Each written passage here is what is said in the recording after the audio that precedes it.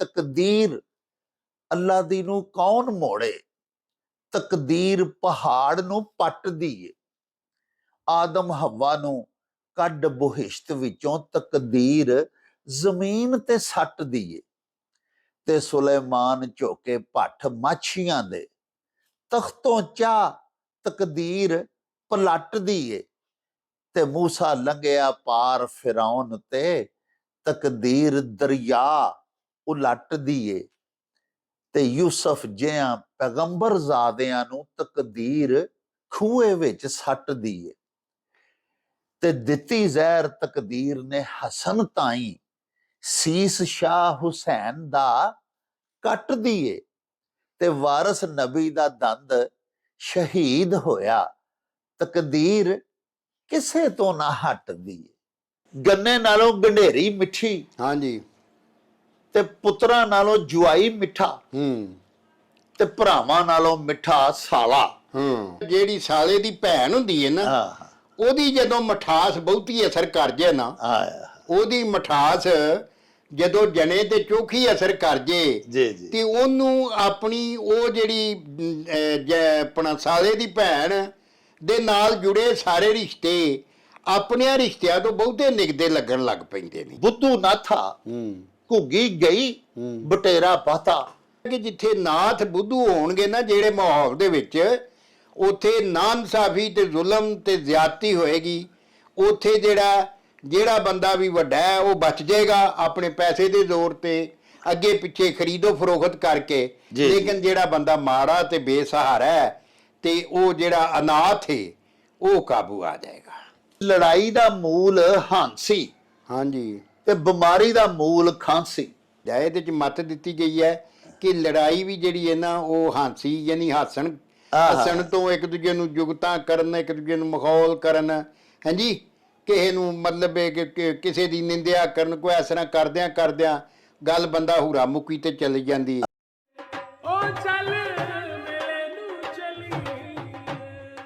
ਬਿਸਮਿल्लाह रहमान रहीम। ਸ਼ੁਰੂ ਖੁਦਾ ਦੇ ਨਾਮੋਂ ਜਿਸ ਦਾ ਜੋੜ ਜਵਾਬ ਨਾ ਕੋਈ, ਜਿਸ ਦੀ ਰਹਿਮਤ ਬਖਸ਼ਿਸ਼ ਵਾਲਾ ਅੰਤ ਹਿਸਾਬ ਨਾ ਕੋਈ। ਦੁਨੀਆ ਭਰ ਵਿੱਚ ਵਸਣ ਵਾਲੇ ਪੰਜਾਬੀਓ ਤੇ ਸਾਡੇ ਪਿਆਰੇ ਵੇਖਣ ਵਾਲਿਓ, अस्सलामु अलैकुम, सत श्री अकाल, नमस्कार ते ढेर ढेर सलामा। ਪੰਜਾਬੀ ਮਾਂ ਬੋਲੀ ਦੇ ਜ਼ੁਬਾਨੋ ਅਦਬ ਤੇ ਸਕਾਫਤ ਦੇ ਫਰੋਗ ਤੇ ਵਧਾਵੇ ਤੇ ਚੜ੍ਹਤਲ ਤੇ ਸਿੱਖਿਆ ਲਈ ਸ਼ੁਰੂ ਕੀਤੇ ਜਾਣ ਵਾਲੇ ਤੁਹਾਡੇ ਆਪਣੇ YouTube ਚੈਨਲ ਮੇਲਾ ਟੀਵੀ ਦੇ ਉੱਤੇ ਤੁਹਾਨੂੰ ਦਿਲ ਦੀਆਂ ਡੁੰਘਾਈਆਂ ਤੋਂ ਸਤ ਬਿਸਮਿਲ੍ਲਾ ਤੇ ਜੀ ਆਇਆਂ ਨੂੰ ਆਖਨੇ ਆ। ਪਿਆਰਿਓ, ਸਾਡੀ ਇਹ ਬੇਨਤੀ ਏ ਵੀ ਆਪਣੇ ਮੇਲਾ ਟੀਵੀ ਨੂੰ ਸਬਸਕ੍ਰਾਈਬ ਕਰ ਲਵੋ, ਨਾਲ ਬਣਿਆ ਹੋਇਆ ਘੰਟੀ ਦਾ ਨਿਸ਼ਾਨ ਜ਼ਰੂਰ ਨੱਪਿਆ ਜੇ, ਤਾਂ ਕਿ ਸਾਡੇ ਆਲ ਨੋਟੀਫਿਕੇਸ਼ਨਸ ਵੇਲੇ ਸਿਰ ਤੁਹਾਡੇ ਤਾਈਂ ਅੱਪੜ ਸਕਣ।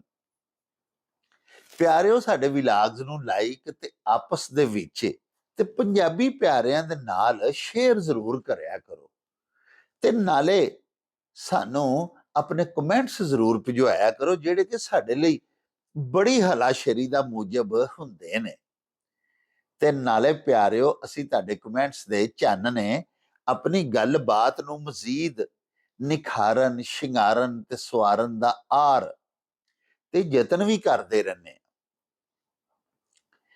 ਪਿਆਰਿਓ, ਆਖਦੇ ਨੇ ਭਈ ਇੱਕ ਊਂਠਣੀ ਜਾ ਰਹੀ ਸੀ ਸਫ਼ਰ ਦੇ ਉੱਤੇ ਤੇ ਬੜਾ ਉਹਦੇ ਉੱਤੇ ਸਮਾਨ ਤੇ ਬੋਝ ਲੱਦਿਆ ਹੋਇਆ ਸੀ। ਊਂਠ ਤੇ ਦੀਗਰ ਇਸ ਕਬੀਲ ਦੇ ਜਿਹੜੇ ਜਾਨਵਰ ਨੇ ਸਾਹਿਬੋ, ਤੁਹਾਡੇ ਤੇ ਕਾਇੰਡ ਨੋਟਿਸ ਦੇ ਵਿੱਚ ਹੈ ਕਿ ਇਹ ਬਾਰ ਬਰਦਾਰੀ ਦੇ ਵਾਸਤੇ ਇਸਤੇਮਾਲ ਕੀਤੇ ਜਾਂਦੇ ਸਨ, ਸਿਧਾਏ ਜਾਂਦੇ ਸਨ। ਤੇ ਊਂਠਣੀ ਦੇ ਉੱਤੇ ਵੀ ਕਾਫੀ ਸਾਰਾ ਬੋਝ ਲੱਦਿਆ ਹੋਇਆ ਸੀ ਤੇ ਸਾਰਬਾਨ ਉਹਨੂੰ ਲੈ ਕੇ ਤੇ ਆਪਣੀ ਮੰਜ਼ਲ ਵੱਲ ਜਾ ਰਿਹਾ ਸੀ, ਜਿੱਥੇ ਉਹਨੇ ਆਪਣਾ ਮਾਲੇ ਤਜਾਰਤ ਲੈ ਕੇ ਜਾਣਾ ਸੀ। ਊਂਠਣੀ ਦਾ ਇੱਕ ਨਿੱਕਾ ਜਿਹਾ ਬੱਚਾ ਵੀ, ਜਿਹੜਾ ਕਿ ਹਾਲੀ 9 ਉਮਰ ਹੀ ਸੀ, ਉਹ ਵੀ ਨਾਲ ਪਿਆ ਭੱਜਦਾ ਸੀ। ਸਾਹਿਬੋ, ਉਹ ਬੱਚਾ ਸੀ ਬੋਤਾ, ਆਖਦੇ ਨੇ ਊਂਠ ਦੇ ਛੋਟੇ ਬੱਚੇ ਨੂੰ, 5-6 ਮਹੀਨਿਆਂ ਦਾ ਉਹ ਨਾਲ ਆਪਣੀ ਮਾਂ ਦੇ ਦੌੜਦਾ ਸੀ। ਧੁੱਪ ਬੜੀ ਸੀ, ਗਰਮੀ ਬੜੀ ਸੀ, ਤੇ ਪਿਆਰਿਓ ਇੱਕ ਥਾਂ ਤੇ ਉਹ ਆਪਣੀ ਮਾਂ ਨੂੰ ਆਖਣ ਲੱਗਾ ਕਿ ਮਾਂ ਥੋੜੀ ਦੇਰ ਖਲੋ ਜਾ, ਹਾਂ ਕਿਤੇ ਸਾਹ ਲੈ ਲੈ, ਤੂੰ ਵੀ ਇੰਨਾ ਭਾਰ ਚੁੱਕਿਆ ਹੈ ਤੁਸਾਂ, ਤੇ ਮੈਂ ਵੀ ਦੌੜ ਕੇ ਤੁਹਾਡੇ ਨਾਲ ਹੁਣ ਥੱਕ ਗਿਆ, ਤੇ ਮਿਹਰਬਾਨੀ ਕਰੋ ਤੇ ਕਿਤੇ 2 ਮਿੰਟ ਖਲੋ ਜਾਓ ਕਿਸੇ ਦਰਖਤ ਦੀ ਛਾਵੇਂ, ਤੇ 2 ਮਿੰਟ ਸਾਹ ਲੈ ਲਓ ਤੁਸੀਂ ਵੀ, ਤੇ ਮੇਰੀ ਵੀ ਥਕਾਵਟ ਦੂਰ ਹੋ ਜਾਏਗੀ। ਨਾਲੇ ਕੋਈ 4 ਪੱਤਰ ਦਰਖਤ ਦੇ, ਉਹਨਾਂ ਨੂੰ ਕਰੂੰਬਲੀਆਂ ਨੂੰ ਮੂੰਹ ਮਾਰ ਲਿਆ ਜੇ। ਪਿਆਰਿਓ ਊਂਠਣੀ ਨੇ ਆਪਣੇ ਪੁੱਤਰ ਵੱਲ ਵੇਖ ਕੇ ਉਹਨੂੰ ਆਖਿਆ ਕਿ ਪੁੱਤਰਾ, ਇਹ ਵੇਖਣਾ ਹੈ ਪਿਆ, ਮੇਰੀ ਨੱਕ ਦੇ ਵਿੱਚ ਇੱਕ ਨਕੇਲ ਪਈ ਹੈ, ਤੇ ਉਹਦੇ ਨਾਲ ਜਿਹੜੀ ਰੱਸੀ ਹੈ, ਉਹ ਮੁਹਾਰ ਜਿਹੜੀ ਹੈ ਮੇਰੀ, ਜਿਹੜੀ ਮੇਰੇ ਨੱਕ ਦੀ ਨਕੇਲ ਦੇ ਨਾਲ ਬੱਧੀ ਹੋਈ ਹੈ, ਉਹ ਸਾਰਬਾਨ ਦੇ ਹੱਥ ਵਿੱਚ, ਯਾਨੀ ਜਿਹੜਾ ਅੱਗੇ ਸ਼ੁਤਰਬਾਨ ਚੱਲਦਾ ਹੈ ਪਿਆ, ਜਿਹਦੀ ਮੈਂ ਮਲਕੀਅਤ ਹਾਂ, ਜਿਹੜਾ ਮੇਰਾ ਮਾਲਕ ਹੈ, ਉਸ ਊਂਠਣੀ ਦਾ ਜਿਹੜਾ ਮਾਲਕ ਸੀ, ਉਹਦੇ ਵੱਲ ਧਿਆਨ ਆਪਣੇ ਪੁੱਤਰ ਦਾ ਪਈ ਦੁਆਂਦੀ ਸੀ, ਆਪਣੇ ਬੱਚੇ ਨੂੰ ਵੀ ਆਖਦੀ ਸੀ ਕਿ ਇਹ ਰੱਸੀ ਪਿਆ ਵੇਖਣਾ, ਇਧਰੋਂ ਮੇਰੇ ਨੱਕ ਦੇ ਨਾਲ ਵੱਜੀ ਹੋਈ ਏ, ਨੱਕ ਮੇਰੇ 'ਚ ਨਕੇਲ ਪਈ ਏ, ਤੇ ਇਹ ਰੱਸੀ ਜਿਹਨੂੰ ਕਿ ਮੁਹਾਰ ਆਖਿਆ ਜਾਂਦਾ ਏ, ਇਹ ਸਾਰਬਾਨ ਦੇ ਹੱਥ 'ਚ ਫੜੀ ਏ,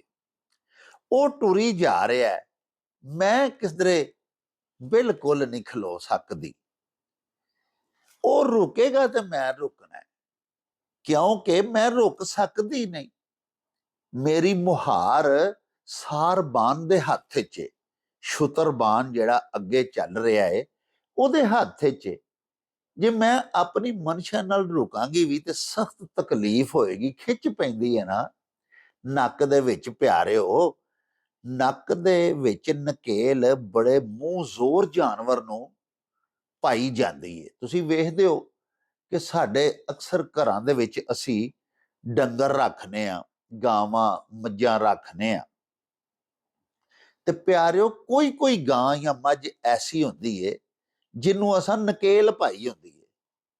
ਅਦਰਵਾਈਜ਼ ਜਿਹੜੇ ਬਹੁਤੇ ਜਾਨਵਰ ਹੁੰਦੇ ਨੇ ਨਾ ਜੀ, ਉਹਨਾਂ ਨੂੰ ਤੇ ਬੜਾ ਜ਼ਿਆਦਾ ਹੋਵੇ ਤੇ ਅਸੀਂ ਝੱਬੂ ਪਾ ਛੱਡਦੇ ਆ, ਬਸ ਉਹ ਇੰਨੇ 'ਚ ਹੀ ਕਾਬੂ 'ਚ ਰਹਿੰਦੇ ਨੇ, ਕੈਂਡੇ 'ਚ ਰਹਿੰਦੇ ਨੇ।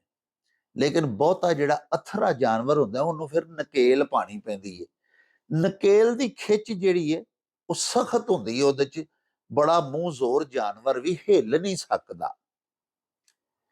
ਤੇ ਊਂਠਣੀ ਆਪਣੇ ਬੱਚੇ ਨੂੰ ਆਖਿਆ ਕਿ ਨਕੇਲ ਮੇਰੇ ਨੱਕ 'ਚ ਤੇ ਮੁਹਾਰ ਸਾਰਬਾਨ ਦੇ ਹੱਥ 'ਚ, ਮੇਰੀ ਆਪਣੀ ਮਰਜ਼ੀ ਨਹੀਂ ਚੱਲ ਸਕਦੀ ਪੁੱਤਰਾ, ਉਹ ਰੁਕੇਗਾ ਤੇ ਮੈਂ ਰੁਕਣਾ ਹੈ। ਪਿਆਰਿਓ, ਬੜਾ ਹੀ ਪਿਆਰਾ ਇੱਕ ਪੰਜਾਬੀ ਦਾ ਸ਼ੇਰ ਮੈਨੂੰ ਇਸ ਮੌਕੇ ਤੇ ਯਾਦ ਆ ਗਿਆ। ਲਿਖਿਆ ਬਾਬਾ ਪੰਜਾਬੀ ਡਾਕਟਰ ਫਕੀਰ ਮੁਹੰਮਦ ਫਕੀਰ ਹੋਰਾਂ, ਭਈ ਸ਼ੌਕ ਫਿਕਰ ਟੁਰ ਪੈਂਦਾ ਏ ਉਧਰ, ਸ਼ੌਕ ਫਿਕਰ ਟੁਰ ਪੈਂਦਾ ਏ ਉਧਰ, ਜਿਸ ਡੰਡੀ ਉਹ ਮੋੜੇ, ਨੱਕ ਵਿੱਚ ਨੱਥ ਤੇ ਹੱਥ ਸਜਣ ਦੇ, ਮੇਰੀਆਂ ਵਾਗਾਂ ਡੋਰਾਂ। ਪਿਆਰਿਓ, ਇਹ ਜਿਹੜਾ ਕਿੱਸਾ ਮੈਂ ਤੁਹਾਡੀ ਖਿਦਮਤ ਦੇ ਵਿੱਚ ਅਰਜ਼ ਕੀਤਾ, ਇਹਦੇ ਤੋਂ ਮੈਂ ਤੁਹਾਡੇ ਹਜ਼ੂਰ ਦਰਅਸਲ ਬਿਆਨ ਇਹ ਕਰਨਾ ਚਾਹਨਾ ਸਾਂ ਕਿ ਸਾਡੀ ਹਾਲਤ ਉਸੇ ਹੀ ਊਂਠਣੀ ਵਾਂਗੂ ਹੈ। ਉਹਨੇ ਤੇ ਤਜਾਰਤ ਦੇ ਸਾਮਾਨ ਦਾ ਬੋਝ ਲੱਦਿਆ ਹੁੰਦਾ ਹੈ, ਅਸੀਂ ਵੀ ਹਯਾਤੀ ਦਾ ਬੋਝ ਲੱਦ ਕੇ ਆਪਣੇ ਆਪ ਤੇ ਸਾਰੀ ਜ਼ਿੰਦਗੀ ਗੁਜ਼ਾਰ ਦੇਨੇ ਆ। ਪਿਆਰਿਓ, ਸਾਡੇ ਨੱਕ 'ਚ ਵੀ ਤਕਦੀਰ ਦੀ ਨਕੇਲ ਪਈ ਹੁੰਦੀ ਹੈ, ਤੇ ਉਹਦੀ ਮੁਹਾਰ ਕਾਤਬੇ ਤਕਦੀਰ ਦੇ ਹੱਥ 'ਚ ਹੁੰਦੀ, ਤੇ ਅੱਲਾਹ ਪਾਕ ਸੱਚੇ ਸਾਹਿਬ ਜੋ ਚਾਹਨ ਉਹੋ ਹੀ ਹੁੰਦਾ ਹੈ। ਹੁੰਦਾ ਸਾਡੇ ਨਾਲ ਉਹ ਹੀ ਹੈ ਜੋ ਸਾਡਾ ਮਾਲਕ ਚਾਹੁੰਦਾ ਹੈ, ਜਿਹੜੀ ਉਹਦੀ ਚਾਹਤ ਹੈ। ਖਵਾਹਿਸ਼ਾਤ ਸਾਡੇ ਦਿਲ 'ਚ ਵੀ ਫੁੱਟਦੀਆਂ ਨੇ, ਜਨਮ ਲੈਂਦੀਆਂ ਨੇ, ਲੇਕਿਨ ਅਸੀਂ ਉਹਨਾਂ ਵਾਸਤੇ ਤਗੋ ਦੋ ਵੀ ਕਰਨੇ ਆ ਆਪਣੀਆਂ ਖਵਾਹਿਸ਼ਾਤ ਹਾਸਲ ਕਰਨ ਦੇ ਵਾਸਤੇ, ਲੇਕਿਨ ਬਿਲ ਆਖਰ ਉਹ ਹੀ ਹੁੰਦਾ ਜੋ ਸਾਹਿਬ ਚਾਹੁੰਦਾ ਹੈ। ਪਿਆਰਿਓ, ਪੀਰ ਵਾਰਿਸ ਸ਼ਾਹ ਸੈਯਦ ਸਾਡੇ ਦੇਸ਼ ਪੰਜਾਬ ਦੇ ਬੜੇ ਵੱਡੇ ਸ਼ਾਇਰ, ਮਹਾਨ ਕਵੀ ਹੋਏ ਨੇ। ਉਹਨਾਂ ਆਪਣੀ ਹੀਰ ਕਹਾਣੀ ਦੇ ਵਿੱਚ ਤਕਦੀਰ ਜਿਹੜੀ ਇਨਸਾਨ ਦੀ ਹੈ ਨਾ ਜੀ, ਜਿਹਦੇ ਹੱਥੋਂ ਇਨਸਾਨ ਮਜਬੂਰ ਹੈ, ਜਿਵੇਂ ਮੈਂ ਅਰਜ਼ ਕੀਤਾ ਕਿ ਤਕਦੀਰ ਦੀ ਨਕੇਲ ਸਾਡੇ ਨੱਕ 'ਚ ਪਈ ਹੁੰਦੀ ਹੈ ਤੇ ਮੁਹਾਰ ਕਾਤਬੇ ਤਕਦੀਰ ਦੇ ਹੱਥ 'ਚ। ਜਿਵੇਂ ਉਹ ਊਂਠਣੀ ਦੀ ਮੁਹਾਰ ਸਾਰਬਾਨ ਦੇ ਹੱਥ 'ਚ ਸੀ। ਹੁਣ ਊਂਠਣੀ ਆਪਣੀ ਮਰਜ਼ੀ ਨਹੀਂ ਕਰ ਸਕਦੀ, ਮਰਜ਼ੀ ਤੇ ਚੱਲਣੀ ਹੈ ਸਾਰਬਾਨ ਦੀ, ਸ਼ੁਤਰਬਾਨ ਦੀ। ਤੇ ਪੀਰ ਵਾਰਿਸ ਸ਼ਾਹ ਸੈਯਦ ਹੋਰੀ ਲਿਖਦੇ ਨੇ ਵੀ ਤਕਦੀਰ ਅੱਲਾ ਦੀ ਨੂੰ ਕੌਣ ਮੋੜੇ, ਤਕਦੀਰ ਪਹਾੜ ਨੂੰ ਪੱਟਦੀ ਏ, ਆਦਮ ਹਵਾ ਨੂੰ ਕੱਢ ਬਹਿਸ਼ਤ ਵਿੱਚੋਂ ਤਕਦੀਰ ਜ਼ਮੀਨ ਤੇ ਸੱਟਦੀ ਏ, ਤੇ ਸੁਲੇਮਾਨ ਝੋਕੇ ਭੱਠ ਮਾਛੀਆਂ ਦੇ ਤਖਤੋਂ ਚਾਹ ਤਕਦੀਰ ਪਲਟਦੀ ਏ, ਤੇ ਮੂਸਾ ਲੰਘਿਆ ਪਾਰ ਫਿਰੌਨ ਤੇ ਤਕਦੀਰ ਦਰਿਆ ਉਲਟਦੀ ਏ, ਤੇ ਯੂਸਫ ਜਿਹਾਂ ਪੈਗੰਬਰ ਜ਼ਾਦਿਆਂ ਨੂੰ ਤਕਦੀਰ ਖੂਹੇ ਵਿੱਚ ਸੱਟਦੀ ਏ, ਤੇ ਦਿੱਤੀ ਜ਼ਹਿਰ ਤਕਦੀਰ ਨੇ ਹਸਨ ਤਾਈਂ ਸੀਸ ਸ਼ਾਹ ਹੁਸੈਨ ਦਾ ਕੱਟਦੀ ਏ, ਤੇ ਵਾਰਿਸ ਨਬੀ ਦਾ ਦੰਦ ਸ਼ਹੀਦ ਹੋਇਆ, ਤਕਦੀਰ ਕਿਸੇ ਤੋਂ ਨਾ ਹਟਦੀ ਏ। ਸਾਹਿਬੋ, ਅੱਲਾ ਪਾਕ ਸੱਚੇ ਸਾਹਿਬ ਕਾਦਰੇ ਮੁਤਲਿਕ ਨੇ ਤੇ ਮੁਖਤਾਰੇ ਕੁੱਲ ਨੇ। ਇਨਸਾਨ ਬਤਕਾਜ਼ਾ ਬਸ਼ਰੀਅਤ ਸੋਚਾਂ ਸੋਚਦਾ ਹੈ, ਖਵਾਹਿਸ਼ਾਤ ਨਵੀਆਂ ਤੋਂ ਨਵੀਆਂ ਇਨਸਾਨ ਦੇ ਮਨ 'ਚ ਫੁੱਟਦੀਆਂ ਨੇ, ਜਨਮ ਲੈਂਦੀਆਂ ਨੇ। ਲੇਕਿਨ ਇਨਸਾਨ ਨੂੰ ਆਪੂ ਵੀ ਨਹੀਂ ਪਤਾ ਹੁੰਦਾ ਕਿ ਜਿਹੜੀ ਸ਼ੈ ਦੀ ਮੈਂ ਮੰਗ ਕਰ ਰਿਹਾ, ਮੈਂ ਤਕਾਜ਼ਾ ਕਰ ਰਿਹਾ, ਉਹ ਮੇਰੇ ਵਾਸਤੇ ਬਿਹਤਰ ਹੈ ਕਿ ਨਹੀਂ ਬਿਹਤਰ। ਇਹ ਸਾਡੇ ਮਾਲਕ ਨੂੰ ਪਤਾ ਹੁੰਦਾ ਹੈ, ਸਾਡੇ ਖਾਲਕ ਨੂੰ ਪਤਾ ਹੈ। ਅੱਲਾ ਪਾਕ ਸੱਚਾ ਸਾਹਿਬ ਸਾਡੇ ਵਾਸਤੇ ਉਹੋ ਹੀ ਕਰੇ ਜਿਹਦੇ ਵਿੱਚ ਪਿਆਰਿਓ ਸਾਡਾ ਭਲਾ ਹੈ, ਕਿਉਂਕਿ ਬੰਦਾ ਕਰੇ ਕਵੱਲੀਆਂ ਤੇ ਸੋਹਣਾ ਰੱਬ ਕਰੇ ਸਵੱਲੀਆਂ। ਪਿਆਰਿਓ, ਤੁਸਾਂ ਬਹੁਤ ਸਾਰੇ ਅਖਾਨ ਤੇ ਸਵਾਲਾਤ ਭਿਜਵਾਏ ਨੇ, ਆਓ ਲੈ ਕੇ ਚੱਲੀਏ ਬਾਬਾ ਜੀ ਇਹਸਾਨ ਬਾਜਵਾ ਹੋਰਾਂ ਦੀ ਖਿਦਮਤ ਦੇ ਵਿੱਚ, ਉਹਨਾਂ ਦੇ ਪਿੰਡ ਗਖੜਵਾਲੀ, ਤੇ ਬਾਕੀ ਗੱਲਾਂ ਬਾਤਾਂ ਉੱਥੇ ਹੀ ਚੱਲ ਕੇ ਤੁਹਾਡੇ ਨਾਲ ਸਾਂਝੀਆਂ ਕਰਾਂਗੇ। ਆਓ ਸਾਡੇ ਨਾਲ।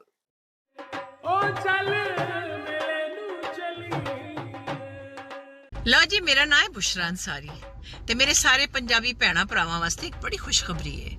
ਮੇਲਾ ਨਿਊਜ਼ ਚੈਨਲ ਆ ਰਿਹਾ, ਜਿਹਦੇ ਤੇ ਤੁਸੀਂ ਸਾਰੀਆਂ ਪੰਜਾਬ ਦੀਆਂ ਮਜ਼ੇ ਦੀਆਂ ਖਬਰਾਂ ਵੀ ਦੇਖੋਗੇ ਤੇ ਸਾਰੇ ਰੰਗ ਵੀ ਇੰਜੋਏ ਕਰੋਗੇ। ਇਹ ਹੁਣੇ 1 ਮਿੰਟ ਦੇ ਵਿੱਚ ਸਬਸਕ੍ਰਾਈਬ ਕਰੋ ਮੇਲਾ ਨਿਊਜ਼ ਚੈਨਲ ਤੇ ਲੁੱਟ ਲਓ ਮੇਲੇ।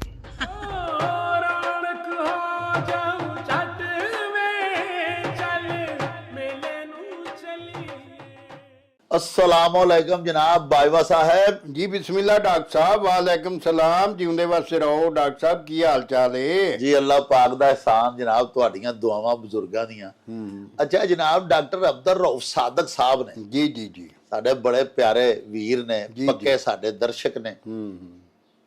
ਉਹਨਾਂ ਸਾਰਾ ਖਾਨ ਭਿਜਵਾਇਆ ਗੰਨੇ ਨਾਲੋਂ ਗੰਢੇਰੀ ਮਿੱਠੀ, ਹਾਂਜੀ, ਤੇ ਪੁੱਤਰਾਂ ਨਾਲੋਂ ਜੁਆਈ ਮਿੱਠਾ, ਤੇ ਭਰਾਵਾਂ ਨਾਲੋਂ ਮਿੱਠਾ ਸਾਲਾ। ਹਾਂਜੀ, ਇਹਦੇ 'ਚ ਦੱਸਿਆ ਗਿਆ ਹੈ ਵੀ ਜਿਹੜਾ ਗੰਨਾ ਦੇ ਜ਼ਾਹਰ ਚੂਪਣਾ ਪੈਂਦਾ, ਬੜੀ ਖੇਚਲ ਕਰਨੀ ਪੈਂਦੀ ਏ।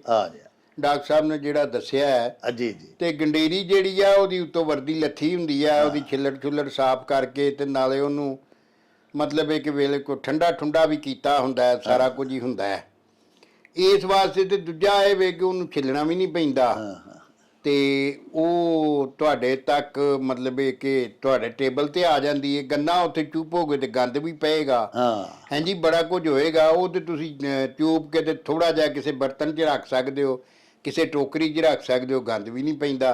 ਕਿਉਂਕਿ ਗੰਨਾ ਚੂਪਦੇ ਆ ਤੇ ਫਿਰ ਅਕਸਰ ਕਈ ਵਾਰੀ ਨਾ ਉਹਦੇ ਉੱਤੇ ਜਿਹੜਾ ਉਹ ਚਿੱਟੀ ਜੀ ਹੁੰਦੀ ਹੈ ਨਾ ਜੀ, ਉਹ ਲੱਗੀ ਲੇਅਰ ਜੀ ਛਿੱਲੜ ਦੇ ਉੱਤੇ, ਉਹ ਲੈ ਕੇ ਤੁਹਾਡੇ ਕੱਪੜਿਆਂ ਦੇ ਪੈਂਦੀ ਹੈ, ਮੂੰਹ ਤੇ ਵੀ ਲੱਗ ਜਾਂਦੀ ਹੈ ਸੱਜੇ ਖੱਬੇ।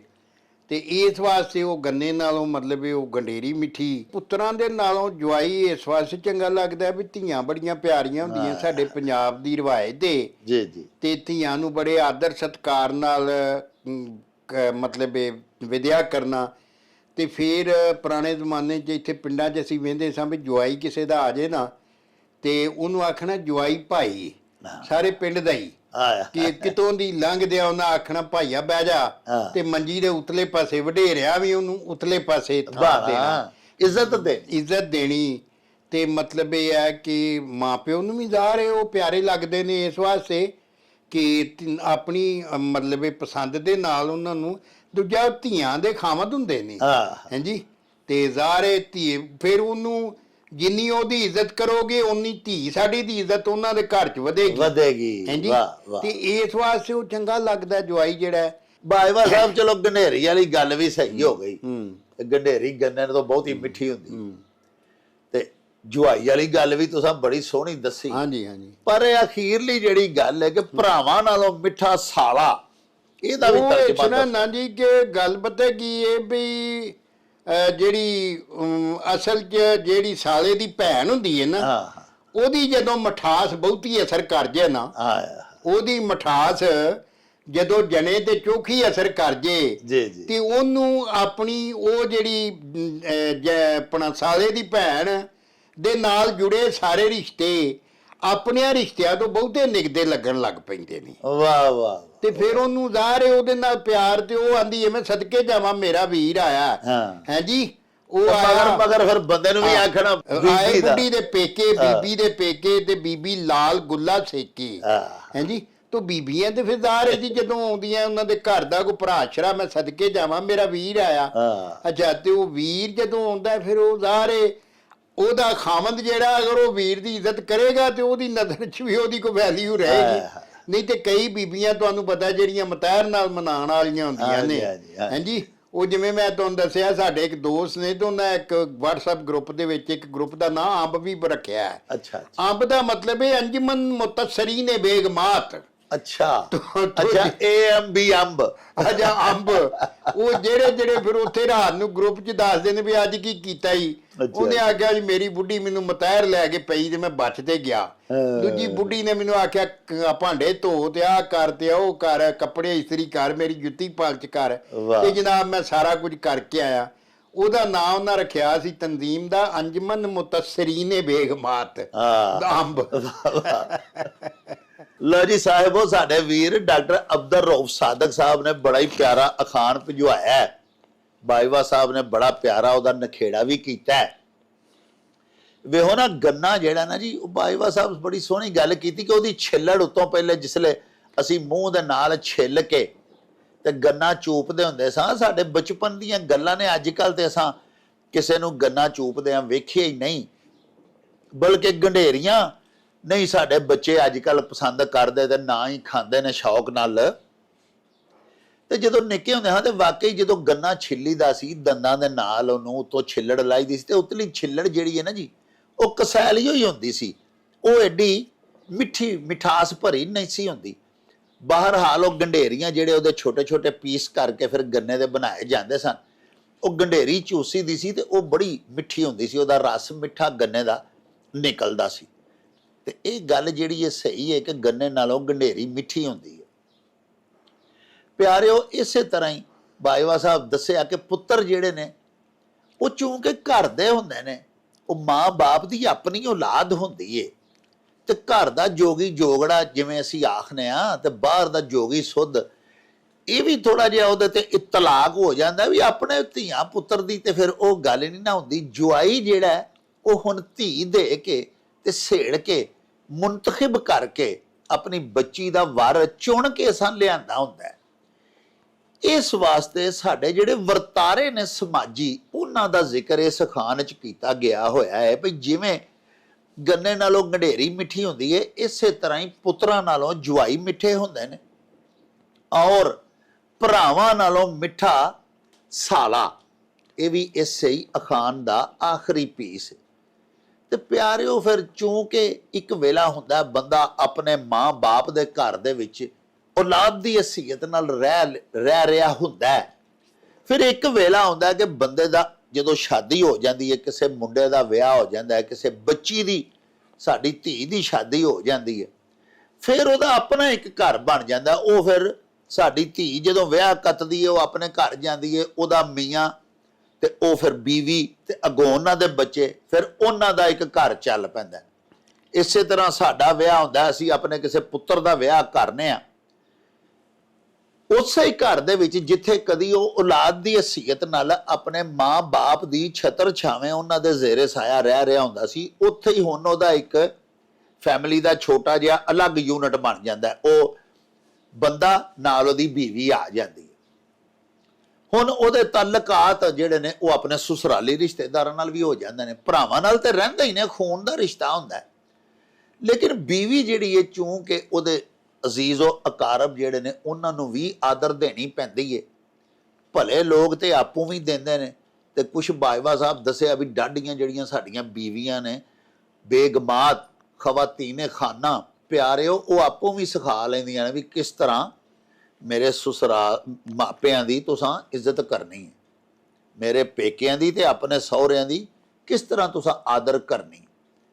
ਸੋ ਇਹ ਅਜੇ ਸਾਡੇ ਸਮਾਜੀ ਵਰਤਾਰੇ ਨੇ ਜਿਹੜੇ ਵੇਖਣ 'ਚ ਆਉਂਦੇ ਨੇ ਕਿ ਬੰਦਾ ਫਿਰ ਸਕੇ ਭਰਾਵਾਂ ਨੂੰ ਛੱਡ ਕੇ ਸਾਲਿਆਂ ਨੂੰ ਅੱਗੇ ਕਰ ਲੈਂਦਾ। ਭਲੇ ਮਾਨਸ ਜਿਹੜੇ ਨੇ ਉਹ ਤੇ ਬੈਲੈਂਸ ਹਰ ਰਿਸ਼ਤੇ ਦੇ ਵਿੱਚ ਬਰਕਰਾਰ ਰੱਖਦੇ ਨੇ, ਕੋਸ਼ਿਸ਼ ਕਰਦੇ ਨੇ ਕਿ ਮਾਂ-ਬਾਪ ਨੂੰ ਉਹਨਾਂ ਦਾ ਮੁਕਾਮ ਔਰ ਤੌਕੀਰ ਔਰ ਮਨਸਬ ਜਿਹੜਾ ਉਹਦੇ ਤੇ ਰੱਖਿਆ ਜਾਏ, ਉਹਨਾਂ ਦੀ ਇੱਜ਼ਤ ਖਿਦਮਤ ਦੇ ਵਿੱਚ ਵੀ ਕਦੀ ਕਮੀ ਨਾ ਆਉਣ ਦਿੱਤੀ ਜਾਏ, ਬੀਵੀ ਨੂੰ ਉਹਦਾ ਵੀ ਹੱਕ ਦਿੱਤਾ ਜਾਏ। ਇਸੇ ਤਰ੍ਹਾਂ ਸਕਿਆਂ ਭਰਾਵਾਂ ਨੂੰ ਵੀ ਦਿੱਤਾ ਜਾਏ ਤੇ ਸਾਲਿਆਂ ਨੂੰ ਵੀ ਦਿੱਤਾ ਜਾਏ। ਪੁੱਤਰਾਂ ਦੇ ਵੀ ਹਕੂਕ ਫਰਾਇਜ਼ ਪੂਰੇ ਕੀਤੇ ਜਾਣ ਤੇ ਪਿਆਰਿਓ ਜਵਾਈਆਂ ਦੇ ਵੀ ਆਦਰ ਭਾਗ ਕੀਤੀ ਜਾਏ, ਕਿਉਂਕਿ ਧੀਆਂ ਦੇ ਕੇ ਜਵਾਈ ਬਣਾਏ ਹੁੰਦੇ ਨੇ। ਸੋ ਸਾਡੇ ਜਿਹੜੇ ਸਮਾਜੀ ਵਰਤਾਰੇ ਨੇ ਉਹਨਾਂ ਦਾ ਜ਼ਿਕਰ ਇਸ ਅਖਾਣ 'ਚ ਕੀਤਾ ਗਿਆ ਹੋਇਆ ਹੈ, ਔਰ ਥੋੜੀ ਜੀ ਸਾਨੂੰ ਚੁੰਬੜ ਵੀ ਕਰਾਈ ਗਈ ਹੋਈ ਹੈ ਕਿ ਹਰ ਰਿਸ਼ਤੇ ਨੂੰ ਜਿਹੜਾ ਨਾ ਜੀ ਉਹ ਤਕਦੀਸ ਔਰ ਤਹਿਰੀਮ ਔਰ ਤਕਰੀਮ ਦੇਣੀ ਚਾਹੀਦੀ, ਇੱਜ਼ਤ ਕਰਨੀ ਚਾਹੀਦੀ ਹੈ। ਇਹ ਨਹੀਂ ਕਿ ਵਿਆਹ ਹੋ ਗਿਆ ਤੇ ਫਿਰ ਸਕੇ ਭਰਾ ਛੱਡ ਕੇ ਤੇ ਸਾਲਿਆਂ ਨੂੰ ਬਹੁਤਾ ਅੱਗੇ ਬੰਦਾ ਰੱਖ ਲਵੇ, ਇਹ ਵੀ ਨਹੀਂ ਹੋਣਾ ਚਾਹੀਦਾ। ਇਹ ਥੋੜੀ ਜੀ ਸਾਨੂੰ ਚੁੰਬੜ ਵੀ ਇਸ ਖਾਨ 'ਚ ਕਰਾਈ ਗਈ ਹੋਈ ਹੈ। ਬਾਜਵਾ ਸਾਹਿਬ ਸਾਡੇ ਇੱਕ ਬੜੇ ਹੀ ਪਿਆਰੇ ਸਾਡੇ ਪਰਮਾਨੈਂਟ ਵਿਊਅਰ ਨੇ, ਸਮਰ ਗਿੱਲ ਜੀ, ਸਾਹੀਵਾਲ ਦੇ ਨਾਲ ਉਹਨਾਂ ਦਾ ਤਾਲੁਕ ਹੈ। ਉਹਨਾਂ ਜਨਾਬ ਖਾਨ ਭਿਜਵਾਇਆ ਭਈ ਬੁੱਧੂ ਨਾਥਾ ਘੁੱਗੀ ਗਈ ਬਟੇਰਾ ਪਾਤਾ। ਹਾਂਜੀ, ਇੱਥੇ ਦੱਸਿਆ ਗਿਆ, ਵੇਖੋ ਜੀ, ਨਾਥ ਜਿਹੜਾ ਨਾ, ਨਾਥ ਇੱਕ ਰੁਤਬਾ ਹੈ ਜੀ, ਇੱਕ ਰੈਂਕ ਹੈ ਹਿੰਦੂ ਮੈਥੋਲੋਜੀ ਦੇ ਵਿੱਚ, ਜੀ, ਜਿਹੜਾ ਨੱਥਿਆ ਹੋਇਆ ਹੁੰਦਾ ਹੈ। ਵਾਹ ਵਾਹ, ਜਿਹੜਾ ਆਪਣੇ ਗੁਰੂਆਂ ਪੀਰਾਂ ਦੀ ਦੱਸੀ ਹੋਈ ਲੀਹ ਤੋਂ ਇੱਕ ਕਦਮ ਸੱਜੇ ਖੱਬੇ ਨਹੀਂ ਜਾ ਸਕਦਾ, ਵਾਹ, ਉਹ ਨਾਥ ਹੈ। ਤੇ ਜਿਹੜਾ ਮਤਲਬ ਹੈ ਕਿ ਅਨਾਥ ਪੰਜਾਬੀ ਚਾਹੁੰਦੇ ਨੇ, ਬੇਸਹਾਰਾ, ਹਾਂਜੀ, ਜਿਹਦਾ ਕੋਈ ਸਹਾਰਾ ਨਹੀਂ, ਜਿਹਦੀ ਕੰਡ ਪਿੱਛੇ ਕੋਈ ਨਹੀਂ, ਉਹ ਅਨਾਥ। ਬੇਮੁਰਸ਼ਦਾ, ਨਹੀਂ, ਬੇਮੁਰਸ਼ਦਾ ਨਹੀਂ, ਬੇਸਹਾਰਾ। ਬੇਮੁਰਸ਼ਦਾ ਹੋਰ ਹੈ।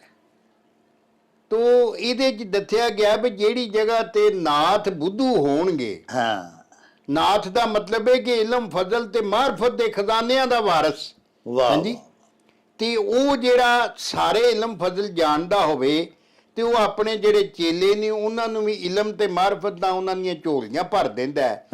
ਤੇ ਜਿੱਥੇ ਬੁੱਧੂ ਨਾਥ ਹੋਵੇ, ਜਿੰਨੀ ਹੋਵੇ ਤੇ ਜ਼ਾਹਰੀ ਤੌਰ ਤੇ ਨਾਥ, ਲੇਕਿਨ ਹੋਏ ਬੁੱਧੂ, ਉਹਨੂੰ ਅਕਲ ਫਿਕਰ ਦਾ ਨਾ ਹੀ ਕੋਈ ਨਾ ਹੋਵੇ ਜੀ ਜੀ, ਤੇ ਉਹਦੇ ਰਾਜ ਦੇ ਵਿੱਚ, ਉਹਦੇ ਚੇਲਿਆਂ ਦੇ ਵਿੱਚ ਇਹ ਹੀ ਹੋਏਗੀ ਵੀ ਵੱਡਾ ਬੰਦਾ ਤੇ ਬਚ ਜਾਏਗਾ, ਹਾਂਜੀ, ਯਾਨੀ ਵੱਡੇ ਕਾਦਾ ਦਾ ਤੇ ਬਚ ਜਾਏਗਾ ਤੇ ਛੋਟੇ ਕਾਦਾ ਦਾ ਕਾਬੂ ਆ ਜਾਏਗਾ। ਘੁੱਗੀ ਜ਼ਰਾ ਵੱਡੀ ਹੁੰਦੀ ਏ, ਹਾਂਜੀ, ਉਹ ਮਤਲਬ ਘੁੱਗੀ ਵੈਸੇ ਵੀ ਮਤਲਬ ਤੁਸੀਂ ਸਮਝ ਲਓ ਜ਼ਨਾਨੀਆਂ ਦੀ ਸਿਫਤ ਚ ਆਉਂਦੀ ਹੈ ਕਿ ਉਹ ਤੇ ਦਾਤ ਦੇ ਪੇਚ ਲਾ ਕੇ ਨਿਕਲ ਗਈ ਤੇ ਬਟੇਰਾ ਵਿਚਾਰਾ ਕਾਬੂ ਆ ਗਿਆ। ਯਾਨੀ ਉੱਥੇ ਉਹਨਾਂ ਦੱਸਿਆ ਗਿਆ ਕਿ ਜਿੱਥੇ ਨਾਥ ਬੁੱਧੂ ਹੋਣਗੇ ਨਾ ਜਿਹੜੇ ਮਾਹੌਲ ਦੇ ਵਿੱਚ, ਉੱਥੇ ਨਾਇਨਸਾਫੀ ਤੇ ਜ਼ੁਲਮ ਤੇ ਜ਼ਿਆਦਤੀ ਹੋਏਗੀ। ਉੱਥੇ ਜਿਹੜਾ ਬੰਦਾ ਵੀ ਵੱਡਾ ਹੈ ਉਹ ਬਚ ਜਾਏਗਾ ਆਪਣੇ ਪੈਸੇ ਦੇ ਜ਼ੋਰ ਤੇ, ਅੱਗੇ ਪਿੱਛੇ ਖਰੀਦੋ ਫਰੋਖਤ ਕਰਕੇ, ਲੇਕਿਨ ਜਿਹੜਾ ਬੰਦਾ ਮਾੜਾ ਤੇ ਬੇਸਹਾਰਾ ਹੈ ਤੇ ਉਹ ਜਿਹੜਾ ਅਨਾਥ ਹੈ ਉਹ ਕਾਬੂ ਆ ਜਾਏਗਾ। ਲਓ ਜੀ ਪਿਆਰਿਓ, ਸਾਡੇ ਵੀਰ ਸਮਰ ਗਿੱਲ ਜੀ ਨੇ ਜਿਹੜਾ ਅਖਾਣ ਭਿਜਵਾਇਆ ਸੀ ਬਾਜਵਾ ਸਾਹਿਬ ਨੇ, ਵੇਖੋ ਉਹਦੀ ਕਿੱਡੀ ਸੋਹਣੀ ਵੰਡ ਕੀਤੀ ਏ। ਬੁੱਧੂ ਨਾ ਥਾ, ਘੁੱਗੀ ਗਈ, ਬਟੇਰਾ ਫਾਥਾ। ਯਾਨੀ ਘੁੱਗੀ ਤੇ ਨਿਕਲ ਗਈ ਏ ਤੇ ਬਟੇਰਾ ਫਸ ਗਿਆ ਹੈ। ਪਿਆਰਿਓ, ਅਸੀਂ ਅੱਗੇ ਵੀ ਇੱਕ ਵਾਰੀ ਤੁਹਾਡੀ ਖਿਦਮਤ 'ਚ ਅਰਜ਼ ਕੀਤੀ ਸੀ ਕਿ ਸਾਡੇ ਜਿਹੜੀ ਹਿੰਦੂ ਮਤ ਨੂੰ ਮੰਨਣ ਵਾਲੇ ਸਾਡੇ ਵੀਰ ਨੇ, ਹਿੰਦੂ ਮਾਈਥੋਲੋਜੀ ਦੇ ਵਿੱਚ 12 ਫਿਰਕੇ ਨੇ ਨਾਥ ਜੋਗੀਆਂ ਦੇ। ਔਰ ਮਜ਼ੇ ਦੀ ਗੱਲ ਹੈ ਵੇ ਕਿ ਜਿਸ ਤਰ੍ਹਾਂ ਸਾਡੇ ਸਿੱਖ ਮਤ ਨੂੰ ਮੰਨਣ ਵਾਲਿਆਂ ਦਾ ਬਾਬਾ ਜੀ ਗੁਰੂ ਨਾਨਕ ਦੇਵ ਹੋਰਾਂ ਦਾ ਜਨਮ ਅਸਥਾਨ ਵੀ ਪਾਕਿਸਤਾਨ ਵਿੱਚ ਹੈ, ਔਰ ਕਰਤਾਰਪੁਰ ਸਾਹਿਬ ਦਾ ਜਿਹੜਾ ਗੁਰਦੁਆਰਾ ਹੈ ਦਰਬਾਰ ਸਾਹਿਬ, ਜਿੱਥੇ ਬਾਬਾ ਜੀ ਗੁਰੂ ਨਾਨਕ ਜੋਤੀ ਜੋਤ ਸਮਾਏ ਸਨ, ਉਹ ਵੀ ਪਾਕਿਸਤਾਨ ਵਿੱਚ।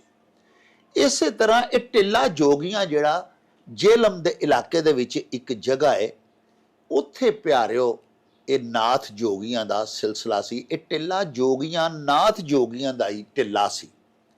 ਉੱਤੇ ਵੀ ਜਾ ਕੇ ਮੈਂ ਪਹਾੜਾਂ ਦੇ ਉੱਤੇ ਵੇਖ ਕੇ ਆਇਆ ਵਾਂ। ਇਹ ਉਹ ਮਸ਼ਹੂਰ ਜਗ੍ਹਾ ਹੈ ਜਿੱਥੇ ਰਾਂਝਾ ਜੋਗ ਲੈਣ ਲਈ ਗਿਆ ਸੀ। ਪੀਰ ਵਾਰਿਸ ਸ਼ਾਹ ਜਿਵੇਂ ਲਿਖਿਆ ਨਾ ਜੀ ਕਿ ਟਿੱਲੇ ਜਾ ਕੇ ਜੋਗੀ ਨੇ ਹੱਥ ਜੋੜੇ, ਮੈਨੂੰ ਆਪਣਾ ਕਰੋ ਫਕੀਰ ਸਾਈਂ, ਤੇਰੇ ਦਰਸ ਦੀਦਾਰ ਦੇ ਵੇਖਣੇ ਨੂੰ ਆਇਆ ਦੇਸ ਪਰਦੇਸ ਮੈਂ ਚੀਰ ਸਾਈਂ। ਇਹ ਅਸ਼ਆਰ ਜਾ ਕੇ ਜਿਹੜੇ ਪੀਰ ਵਾਰਿਸ ਸ਼ਾਹ ਨੇ ਲਿਖੇ ਨੇ ਨਾ ਜਿਸ ਸਿਚੁਏਸ਼ਨ ਤੇ, ਉਹ ਟਿੱਲਾ ਜੋਗੀਆਂ ਦੇ ਉੱਤੇ ਜੋਗੀ ਜਿਹੜੇ ਸਨ, ਤੁਹਾਨੂੰ ਦੱਸਿਆ ਵੀ ਗੁਰੂ ਬਾਲਨਾਥ, ਗੋਰਖਨਾਥ, ਮੁਛਿੰਦਰਨਾਥ, ਇਹਨਾਂ ਦੇ ਕਾਫੀ ਸਾਰੇ ਸਿਲਸਿਲੇ ਇੱਥੋਂ ਹੀ ਚੱਲੇ ਸਨ, ਇਹ ਟਿੱਲਾ ਜੋਗੀਆਂ ਤੋਂ। ਤੇ ਨਾਥ ਜੋਗੀ ਗੁਰੂ ਸਨ, ਇਹਨਾਂ ਕੋਲ ਇਸੇ ਗੁਰੂ ਕੋਲ ਹੀ ਗਿਆ ਸੀ ਰਾਂਝਾ ਵੀ। ਪੀਰ ਵਾਰਿਸ ਸ਼ਾਹ ਦਾ ਇੱਕ ਪਾਤਰ ਹੈ ਜਿਹੜਾ ਬਾਜਵਾ ਸਾਹਿਬ ਫਰਮਾਇਆ ਕਿ ਨਾਥ ਚੂੰਕਿ ਗੁਰੂ ਹੁੰਦੇ ਸਨ ਤੇ ਗੁਰੂਆਂ ਦਾ ਤੇ ਫਿਰ ਕੰਮ ਹੈ ਹੀ ਹੈ ਨਾ ਕਿ ਰੁਸ਼ਦੋ ਹਦਾਇਤ ਦੇਣੀ ਆਪਣੇ ਮੰਨਣ ਵਾਲਿਆਂ ਨੂੰ। ਪਿਆਰਿਓ, ਤੇ ਜੇ ਗੁਰੂ ਹੀ ਨਾਥ ਜਿਹੜਾ ਨਾ ਜੀ, ਜਿਹੜਾ ਉਹਨਾਂ ਦਾ ਗੁਰੂ ਸੀ, ਇਹ 12 ਗੁਰੂ ਸਨ, ਤੇ ਜੇ ਨਾਥ ਹੀ ਯਾਨੀ ਗੁਰੂ ਹੀ ਉਹ ਬੁੱਧੂ ਹੋਵੇ, ਬਾਜਵਾ ਸਾਹਿਬ ਫਰਮਾਇਆ, ਤੇ ਫਿਰ ਉਹਨੇ ਕੀ ਹਦਾਇਤ ਕਰਨੀ ਹੈ ਆਪਣੇ ਮੰਨਣ ਵਾਲਿਆਂ ਦੀ, ਆਪਣੇ ਪੈਰੋਕਾਰਾਂ ਦੀ। ਉਹ ਫਿਰ ਅਦਲ ਕਾਇਮ ਨਹੀਂ ਰੱਖ ਸਕਦਾ।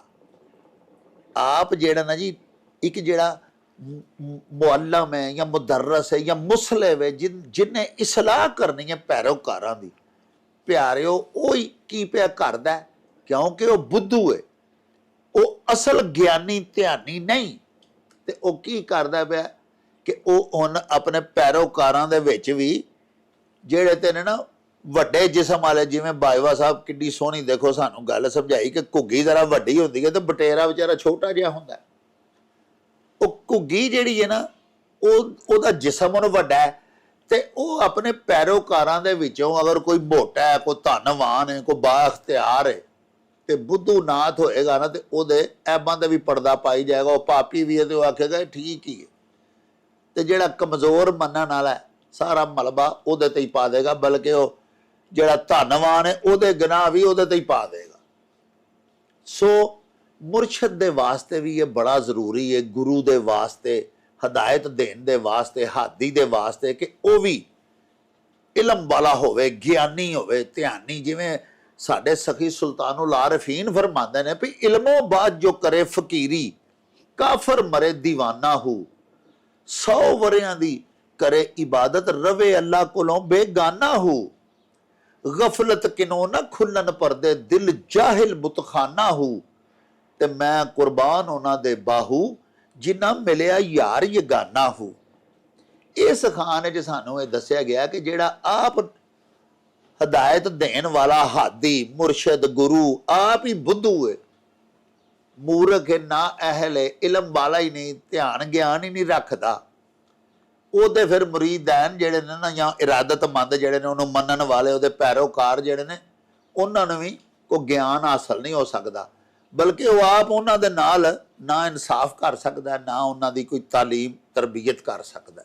ਬਾਜਵਾ ਸਾਹਿਬ, ਸਾਡੇ ਇੱਕ ਪਰਮਾਨੈਂਟ ਵਿਊਅਰ ਨੇ ਜਨਾਬ ਮਲਕ ਅਰਸ਼ਦ ਸਾਹਿਬ ਜੀ ਜੀ, ਉਹਨਾਂ ਜਨਾਬ ਅੱਜ ਅਖਾਣ ਭਿਜਵਾਇਆ ਕਿ ਲੜਾਈ ਦਾ ਮੂਲ ਹਾਂਸੀ, ਹਾਂਜੀ, ਤੇ ਬਿਮਾਰੀ ਦਾ ਮੂਲ ਖਾਂਸੀ। ਹਾਂਜੀ, ਲੜਾਈ ਵੇਖੋ ਨਾ ਜੀ, ਮੂਲ ਦਾ ਮਤਲਬ ਹੁੰਦਾ ਹੈ ਅਸਲ ਜ਼ਰ। ਜੀ ਜੀ ਯਾਨੀ ਜਿਹੜਾ ਖੱਤਰੀ ਦਿੰਦੇ ਸਨ ਨਾ ਪੈਸੇ ਕਿਸੇ ਨੂੰ ਵਿਆਜ ਤੇ, ਜੀ ਜੀ ਉਹਨੂੰ ਆਂਦੇ ਸਨ ਮੂਲ, ਤੇ ਜਿਹੜਾ ਉਹਦੇ ਉੱਤੋਂ ਸੂਦ ਲੈਂਦੇ ਸਨ ਉਹਨੂੰ ਆਂਦੇ ਸਨ ਵਿਆਜ। ਵਿਆਜ, ਹਾਂਜੀ। ਤੇ ਉਹਨਾਂ ਆਖਣਾ ਬਈ ਤੁਸੀਂ ਮਹਾਰਾਜ ਮੂਲ ਦੀ ਤੇ ਤੁਸੀਂ ਫਿਕਰ ਹੀ ਨਾ ਕਰੋ, ਹਾਂ ਤੁਸੀਂ ਸਿਰਫ ਸਾਨੂੰ ਵਿਆਜ ਦੇਈ ਲਗੇ ਜਾਓ।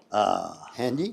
ਇਹਦੇ 'ਚ ਦੱਸਿਆ ਗਿਆ ਹੈ ਕਿ ਮਤਲਬ ਇਹ ਕਿ ਲੜਾਈ ਜਦੋਂ ਵੀ ਸ਼ੁਰੂ ਹੁੰਦੀ ਹੈ ਬਹੁਤੀ ਵਾਰੀ ਹਾਸੇ ਮਖੌਲ ਤੋਂ ਹੁੰਦੀ ਹੈ ਹਾਂ ਕਿ ਤੁਸੀਂ, ਮੈਂ ਤੁਹਾਨੂੰ ਜੁਗਤਾਂ ਕਰਦਾ ਪਿਆ, ਤੁਸੀਂ ਮੈਨੂੰ ਪੇ ਕਰਦੇ ਹੋ, ਹਾਂਜੀ, ਹਾਂਜੀ। ਕਰਦਿਆਂ ਕਰਦਿਆਂ ਹੂਰੇ ਮੁੱਕੀ ਤੇ ਕੰਮ ਮਤਲਬ ਇਹ ਆ ਜਾਣਾ। ਇਸ ਤਰ੍ਹਾਂ ਹੀ। ਹਾਂਜੀ, ਤੇ ਇਹਦੇ ਤੋਂ ਸਾਨੂੰ ਬਚਣਾ ਚਾਹੀਦਾ ਹੈ। ਇਹਦੇ 'ਚ ਮੱਤ ਦਿੱਤੀ ਗਈ ਹੈ ਕਿ ਲੜਾਈ ਵੀ ਜਿਹੜੀ ਹੈ ਨਾ ਉਹ ਹਾਸੀ ਯਾਨੀ ਹੱਸਣ ਤੋਂ, ਇੱਕ ਦੂਜੇ ਨੂੰ ਜੁਗਤਾਂ ਕਰਨ, ਇੱਕ ਦੂਜੇ ਨੂੰ ਮਖੌਲ ਕਰਨ, ਹਾਂਜੀ, ਕਿਸੇ ਨੂੰ ਮਤਲਬ ਇਹ ਕਿ ਕਿਸੇ ਦੀ ਨਿੰਦਿਆ ਕਰਨ, ਕੋਈ ਇਸ ਤਰ੍ਹਾਂ ਕਰਦਿਆਂ ਕਰਦਿਆਂ ਗੱਲ ਬੰਦਾ ਹੂਰਾ ਮੁੱਕੀ ਤੇ ਚਲੀ ਜਾਂਦੀ ਹੈ। ਹਾਂਜੀ ਤੇ ਬਿਮਾਰੀ ਦਾ ਜਿਹੜਾ ਕਾਰਨ ਹੈ ਉਹ ਜ਼ਿਆਦਾਤਰ ਖੰਘ। ਹਾਂਜੀ ਹਾਂਜੀ, ਖੰਘ ਜਿਹੜੀ ਹੈ, ਚੂੰਕਿ ਇਹ ਆਂਦੇ ਨੇ ਕਿ ਬਿਮਾਰੀਆਂ ਸਾਰੀਆਂ ਦੀ ਜਿਹੜੀ ਹੈ ਤਕਰੀਬਨ ਕਾਫੀ ਰੋਗ, ਜਿਹੜਾ ਜ਼ੁਕਾਮ ਹੈ, ਖੰਘ ਹੈ, ਇਹਦੀ ਵਜ੍ਹਾ ਨਾਲ ਚੋਖੀਆਂ ਬਿਮਾਰੀਆਂ ਲੱਗਦੀਆਂ ਨੇ। ਔਰ ਖੰਘ ਜਿਹੜੀ ਹੈ ਬਿਮਾਰੀਆਂ ਦੀ, ਸਮਝੋ ਜਿਸ ਤਰ੍ਹਾਂ ਕਬਜ਼ ਆਂਦੇ ਨੇ, ਮਤਲਬ ਉਹ ਵੀ ਬਿਮਾਰੀਆਂ ਦੀ ਮਾਂ ਹੁੰਦੀ ਹੈ। ਇਹ ਵੀ ਚੋਖੀਆਂ ਸਾਰੀਆਂ ਮਤਲਬ ਇਹ ਬਿਮਾਰੀਆਂ ਦਾ ਜਿਹੜਾ ਨਾ ਜੀ, ਉਹ ਤੁਸੀਂ ਸਮਝ ਲਓ ਕਿ ਕਾਰਨ ਬਣਦੀ ਹੈ। ਹਾਂਜੀ, ਲਓ ਜੀ ਪਿਆਰਿਓ, ਵੇਖੋ ਜੀ ਕਿੱਡਾ ਅਕਲ ਔਰ ਮੱਤ ਭਰਿਆ ਅਖਾਣ ਹੈ। ਭਈ ਲੜਾਈ ਦਾ ਮੂਲ ਹਾਂਸੀ। ਹੰਸੀ ਨੂੰ ਪੰਜਾਬੀ ਦੇ ਵਿੱਚ ਹਾਂਸੀ ਆਖਿਆ ਗਿਆ ਹੈ ਜੀ। ਤੇ ਬਿਮਾਰੀ ਦਾ ਮੂਲ ਖਾਂਸੀ। ਬਾਈਵਾ ਸਾਹਿਬ ਦੱਸਿਆ ਹੈ ਕਿ ਮੂਲ ਦਾ ਮਤਲਬ ਹੁੰਦਾ ਅਸਲ। ਅਸਲ ਜ਼ਰ, ਜਿਵੇਂ ਕੋਈ ਬੰਦਾ ਕਿਸੇ ਨੂੰ, ਕੋਈ ਸਾਹੂਕਾਰ ਕਰਜ਼ਾ ਦਿੰਦਾ ਸੀ, ਸਾਰੀ ਗੱਲ ਬਾਈਵਾ ਸਾਹਿਬ ਸਾਨੂੰ ਸਮਝਾਈਏ, ਤੇ ਉਹ ਮਸਲਨ ਦਿੰਦਾ ਕਿਸੇ ਨੂੰ 10,000 ਰੁਪਈਆ ਕਰਜ਼ਾ, ਉਹਦੇ ਉੱਤੇ ਜਿਹੜਾ ਉਹ ਸੂਦ ਲੈਂਦਾ ਸੀ ਨਾ ਜੀ, ਉਹਨੂੰ ਤੇ ਵਿਆਜ ਆਖਦੇ ਨੇ ਨਾ ਜੀ ਪੰਜਾਬੀ ਵਿੱਚ। ਲੇਕਿਨ ਜਿਹੜਾ ਉਹ 10,000 ਅਸਲ ਜ਼ਰ ਸੀ ਨਾ ਜੀ, ਅਸਲ ਰਕਮ ਜਿਹੜੀ ਉਹਨੇ ਫਿਰ ਵਾਪਸ ਉਹਨੂੰ ਕਦੀ ਨਾ ਕਦਾਈ ਦੇਣੀਆਂ ਹੀ ਪੈਂਦੀ ਸੀ, ਤਾਂ ਹੀ ਜਾਨ ਛੁੱਟਦੀ ਸੀ, ਨਹੀਂ ਤੇ ਉਹਦਾ ਤੇ ਵਿਆਜ ਪੈਂਦਾ ਹੀ ਰਹਿੰਦਾ ਹੁੰਦਾ ਸੀ। ਉਹਨੂੰ ਮੂਲ ਆਖਦੇ ਸਨ।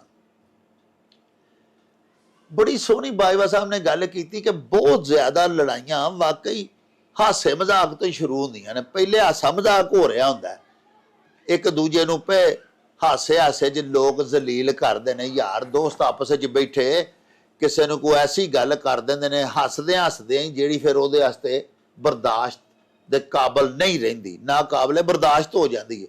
ਉਹ ਉੱਠ ਕੇ ਗੱਲ ਪੈ ਜਾਂਦਾ, ਇੱਥੋਂ ਗੱਲ ਵੱਧ ਜਾਂਦਾ, ਗੱਲ ਵੱਧ ਜਾਂਦੀ ਹੈ ਤੇ ਲੜਾਈ ਹੋ ਪੈਂਦੀ ਹੈ। ਪਿਆਰਿਓ, ਜਿਸ ਤਰ੍ਹਾਂ ਲੜਾਈ ਦਾ ਮੂਲ ਯਾਨੀ ਅਸਲ ਹਾਸਾ ਮਜ਼ਾਕ ਹੁੰਦਾ ਹੈ, ਉਸੇ ਤਰ੍ਹਾਂ ਹੀ ਬਿਮਾਰੀ ਦਾ ਮੂਲ ਜਾਂ ਜੜ ਜਾਂ ਉਹਦਾ ਅਸਲ ਜਿਹੜਾ ਨਾ ਜੀ, ਉਹ ਖਾਂਸੀ ਹੁੰਦੀ ਹੈ। ਖਾਂਸੀ ਇੱਕ ਸਿੰਬਲ ਹੈ, ਇੱਕ ਅਲਾਮਤ ਹੈ। ਜਦੋਂ ਖਾਂਸੀ ਆਉਂਦੀ ਹੈ ਨਾ, ਤੇ ਇਸ ਗੱਲ ਦੀ ਅਲਾਮਤ ਹੈ ਕਿ ਹੋ ਸਕਦਾ ਹੈ ਇਸ ਬੰਦੇ ਦੇ ਫੇਫੜਿਆਂ ਦੇ ਵਿੱਚ ਕੋਈ ਇਨਫੈਕਸ਼ਨ ਹੈ, ਕੋਈ ਐਸਾ ਬਲਗਮ ਹੈ, ਰੇਸ਼ਾ ਹੈ, ਗਲੇ 'ਚ ਖਰਾਸ਼ ਹੈ, ਯਾਨੀ ਬਹੁਤ ਸਾਰੀਆਂ ਚੀਜ਼ਾਂ ਜਾਂ ਕਈ ਬਿਮਾਰੀਆਂ ਜਿਹੜੀਆਂ ਸਾਨੂੰ ਬਜ਼ਾਹਰ ਨਜ਼ਰ ਨਹੀਂ ਆ ਰਹੀਆਂ ਹੁੰਦੀਆਂ। ਪਿਆਰਿਓ, ਉਹਨਾਂ ਦੀਆਂ ਕੁਝ ਅਲਾਮਤਾਂ ਬਾਹਰ ਸਾਨੂੰ ਨਜ਼ਰ ਆਉਣ ਲੱਗ ਪੈਂਦੀਆਂ ਨੇ। ਬਿਮਾਰੀ ਕੁਝ ਹੋਰ ਹੁੰਦੀ ਹੈ, ਰੋਗ ਕੋਈ ਹੋਰ ਹੁੰਦਾ ਹੈ, ਲੇਕਿਨ ਉਹਦੀ ਇਬਤਦਾ ਖੰਘ ਤੋਂ ਹੁੰਦੀ ਹੈ। ਜੇ ਖੰਘ ਦੀ ਨਾ ਦਵਾਈ ਲਈ ਜਾਏ, ਕੋਈ ਦਾਰੂ ਨਾ ਕੀਤਾ ਜਾਏ, ਤਾਂ ਫਿਰ ਹੌਲੀ ਹੌਲੀ ਸੁੱਕੀ ਖੰਘ ਜਿਹੜੀ ਹੈ ਉਹ ਬਲਗਮੀ ਖਾਂਸੀ ਬਣ ਜਾਂਦੀ ਹੈ। ਫਿਰ ਰੇਸ਼ਾ ਪੈਦਾ ਹੋ ਜਾਂਦਾ ਹੈ, ਸੀਨਾ ਸਾਰਾ ਜਕੜ ਕੱਤਦਾ, ਗਲਾ ਖਰਾਬ ਹੋ ਜਾਂਦਾ, ਕਈਆਂ ਨੂੰ ਘੇਰਾ ਆਉਣ ਲੱਗ ਪੈਂਦਾ। ਇਹ ਯਾਨੀ ਕਿ ਇਬਤਦਾ ਨੂੰ ਹੀ ਫੜ ਲੈਣਾ ਚਾਹੀਦਾ, ਉਹਦੇ ਮੁੱਢ ਤੋਂ, ਉਹਦੀ ਜੜ ਨੂੰ, ਉਹਦੇ ਅਸਲ ਨੂੰ ਹੀ ਫੜ ਲੈਣਾ ਚਾਹੀਦਾ। ਅਰਜ਼ ਇਹ ਕਰਨੀ ਚਾਹੁੰਦੇ ਹਾਂ ਤੁਹਾਡੀ ਖਿਦਮਤ ਦੇ ਵਿੱਚ ਕਿ ਜਿਸ ਤਰ੍ਹਾਂ ਹਾਸਾ ਮਜ਼ਾਕ ਜਿਹੜਾ ਹੈ ਉਹ ਵੀ ਇੱਕ ਹੱਦ ਤੱਕ ਹੀ ਹੋਣਾ ਚਾਹੀਦਾ ਹੈ, ਔਰ ਸ਼ਗੁਫਤਾ ਮਿਜ਼ਾਹ ਹੋਣਾ ਚਾਹੀਦਾ। ਜਦੋਂ ਮਿਜ਼ਾਹ ਜਿਹੜਾ ਨਾ ਜੀ, ਉਹ ਸ਼ਗੁਫਤਗੀ ਦੀ ਹੱਦ ਤੋਂ ਥੱਲੇ ਡਿੱਗ ਪਿਆ, ਉਹਦੇ ਮਰਤਬੇ ਤੋਂ ਥੱਲੇ ਆ ਗਿਆ, ਤੇ ਲੜਾਈ ਦਾ ਮਕਾਨ ਪੈਦਾ ਹੋ ਜਾਂਦਾ ਹੈ। ਇਸੇ ਤਰ੍ਹਾਂ ਹੀ ਖੰਘ ਛੰਘ ਜਦੋਂ ਕਿਸੇ ਨੂੰ ਲੱਗੇ, ਤੇ ਫੌਰੀ ਤੌਰ ਤੇ ਉਹਨੂੰ ਆਪਣਾ ਖੰਘ ਦੇ ਉੱਤੇ ਹੀ ਕਾਬੂ ਪਾਉਣ ਦੀ ਕੋਸ਼ਿਸ਼ ਕਰਨੀ ਚਾਹੀਦੀ ਹੈ, ਤਾਂ ਕਿ ਉਹਦੀ ਖਾਂਸੀ ਵਿਗੜੇ ਨਾ ਤੇ ਬਿਮਾਰੀ ਵਧੇ ਨਾ। ਸਾਹਿਬੋ, ਇਹਦੇ ਨਾਲ ਹੀ ਸਾਡੇ ਇਸ ਵਿਲਾਗ ਦਾ ਸਮਾਂ ਬੀਤ ਗਿਆ। ਲਵਾਂਗੇ ਹੁਣ ਤੁਹਾਡੇ ਤੋਂ ਇਜਾਜ਼ਤ। ਲੈਓ ਯਾਰ ਹਵਾਲੇ ਰੱਬ ਦੇ, ਤੇ ਮੇਲੇ 4 ਦਿਨਾਂ ਦੇ। ਉਸ ਦਿਨ ਈਦ ਮੁਬਾਰਕ ਹੋਸੀ, ਜਿਸ ਦਿਨ ਫੇਰ ਮਿਲਾਂਗੇ। ਰੱਬ ਰਾਖਾ ਤੇ ਅੱਲਾ ਬੇਲੀ।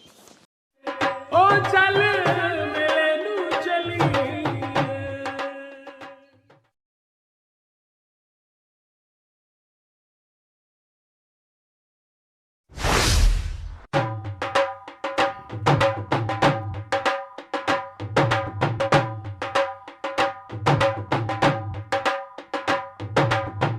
रौनक हो जाऊं चट